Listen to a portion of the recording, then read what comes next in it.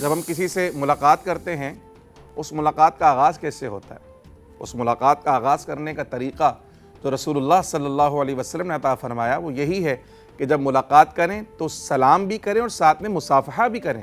یہ جو ہاتھ ملانا ہے یہ دین کے اندر اتنی اہمیت کا حامل ہے کہ رسول اللہ صلی اللہ علیہ وسلم کا فرمان ہے کہ جب دو مسلمان ملاقات کرتے ہیں، ایک دوسرے کو سلام کرتے ہیں، مصافحہ کرتے ہیں، تو ان دونوں کے ہاتھ جدا ہونے سے پہلے اللہ ان دونوں کے گناہوں کو معاف فرما دیتا ہے۔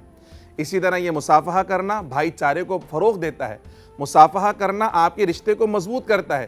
جب آپ پہلی مرتبہ کسی سے ملاقات کرتے ہیں اور گرم جوشی سے مصافحہ کرتے ہیں تو آنے والا شخص آپ کے خلوص کو پہچان لیتا ہے، آپ کے جذبے کو پہچان لیتا ہے، اور ایک نئی دوستی، نئے رشتے کی جو بنیاد ہوتی ہے بڑی مضبوط اور مستحکم ہوتی ہے۔ پیارے آقا صلی اللہ علیہ وسلم نے اپنے صحابہ میں اس رواج کو بہت فروغ دیا۔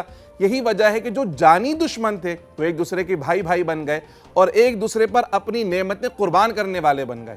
آج بھی اگر معاشرے میں محبتوں کو فروغ دینا ہے، پیار کو بڑھانا ہے اور رشتے مضبوط کرنے ہیں تو مصافحہ کرنے کی عادت ڈالیے، آگے بڑھ کر ہاتھ ملائیے، سلام کیجیے، سلامتی کی دعائیں بانٹیے۔ مصافحہ کریں گے، رشتے مضبوط ہوں گے، معاشرہ مضبوط ہوگا، پیار اور محبتیں پروان چڑھیں گی۔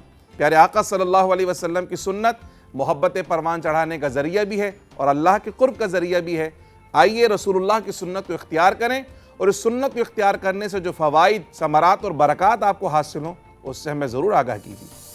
اچھا، سائنس جو کہتی ہے، حضور تو یہ کہتے تھے کہ دونوں ہاتھ ٹچ ہونے چاہیے۔ آپ جب ملاتے ہیں نا، یہ والا حصہ بھی ٹچ ہونا چاہیے ملاتے ہوئے۔ اب یہ جیسے آپ نے دیکھا آج کل کے لوگ قریب آنے سے اور کچھ ڈسٹینس رکھنا چاہیے، ان سب چیزوں سے وہ کرتے تھے۔ حضور ہمارے یہ کہہ کے گئے جب بھی کہیں پہ کوئی وبا آئے تو آپ اس جگہ کو چھوڑ کے نہیں جائیں، وہ لوگ جہاں پہ وہ وہیں پہ رہیں، ٹھیک ہے؟ اس سے کیا ہوتا ہے، یہ جیسے میں وبا کے میں اس ایریے میں ہوں جہاں پہ لوگ بیٹھے ہوئے ہیں، ٹھیک ہے، اس کے اندر مجھے وہ بیماری نہیں ہے، مگر جو دوسرا بیمار ہے اس سے ایک تھوڑا سا اسٹیمولس اس کا جا کے ملتا ہے، یعنی وہ جراثیم میرے پاس بھی آتا ہے، تو اس سے میرے اندر امیونٹی جمع ہوتی ہے، یعنی قوت مدافعت بڑھتی ہے اس سے۔ تو آپ کی جب قوت مدافعت بڑھے گی تو بیماری آپ کو کیونکہ ہلکی سی آ کے لگی وہ پھیلے گی نہیں، آپ سمجھ تو۔ اور یہ ایک الگ الگ لیولز ہوتے ہیں، جب شروع میں وہ بیماری آتی ہے تو اس کا ہلکا ایفیکٹ ہوتا ہے، تو اسی زمانے میں آپ کا ایکسپوجر ہو گیا تو وہ بیماری سے مسئلہ نہیں ہوتا۔ اس کی آپ کو اگزامپل دوں میں، میزلز ہو جاتا ہے وائرس، تو بہت سی جگہیں بچوں کو کہتے ہیں آپ میزلز والے بچے کو اسکول میں بھیجیں تاکہ دوسروں کو بھی ہو جائے، اس کو زندگی بھر کی امیونٹی آ جاتی ہے۔ جرمنی میں تو کیا جاتا ہے۔ اسی طرح ہاتھ ملانے سے جو بھی کانٹیکٹ سے بیماری ہوگی، جب اس کا منیمل ایکسپوجر ہوگا تو آپ کو فل بلون بیماری ہوگی ہی نہیں۔